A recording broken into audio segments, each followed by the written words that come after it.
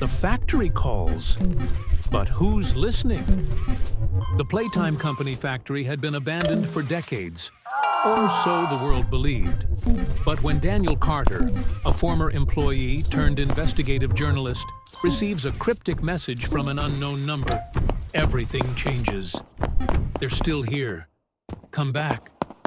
The text is short, eerie, and impossible to ignore. His heart pounds as memories of the factory flood his mind. Memories of missing workers, strange noises from the basement, and experiments that the company had buried under layers of deception. He had sworn never to return. But something inside him, whether curiosity or fear, pushes him back to the place where nightmares began. Return to the nightmare.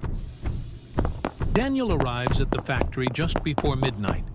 The main entrance is chained shut, but he finds a side door that has been mysteriously left open. The air is thick with dust, the scent of rust and decay hanging heavy. Every step he takes echoes through the empty halls, a haunting reminder of a time when this place was alive with the laughter of children, before it became something much darker. As he ventures deeper, his flashlight flickers. The power in the factory is unstable, as if something unseen is draining it. The walls are covered in faded posters of Playtime Co.'s iconic mascots.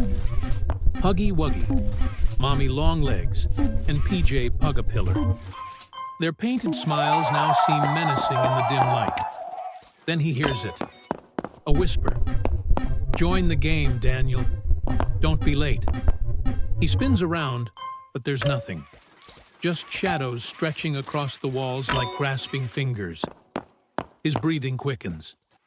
The message wasn't just in his head. Someone, or something, is here. The Marionette King Daniel reaches the central hall where the old prototype room is located. This was the heart of Playtime Co.'s secret experiments, the place where new toys were brought to life. But before he can investigate, a deep, unnatural laugh echoes through the corridor. From the darkness, a new entity emerges. A towering figure made of wooden limbs and tangled strings, the Marionette King. Its face is cracked porcelain, its hollow eyes shifting erratically. Strings dangle from its limbs, connected to nothing, yet they move as if something unseen is pulling them. A lost toy returns, it croons, voice dripping with malice. Shall we play? Daniel stumbles back, his instincts screaming at him to run. But the exit behind him slams shut. The Marionette King's arms stretch unnaturally, its strings snaking toward him like living tendrils. He dodges just in time, sprinting through the maze of machinery. The factory is changing around him, shifting and distorting like a living creature. Hallways loop endlessly. Doors open to brick walls. The overhead speakers crackle to life, playing an old, warped lullaby. Daniel's breath comes in ragged gasps. This isn't just a haunted factory. It's a trap, a twisted playground controlled by the unseen forces that Playtime Co. had awakened. But Daniel isn't just another victim. He came here for the truth.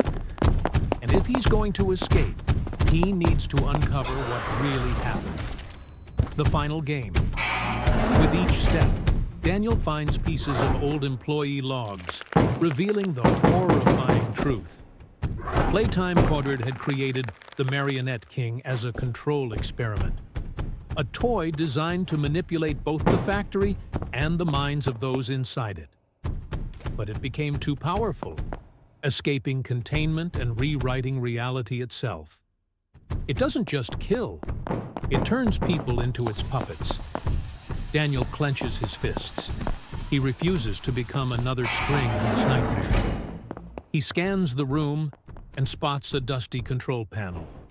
If he can restore power, maybe, just maybe, he can break the factory's hold and shut down the Marionette King for good.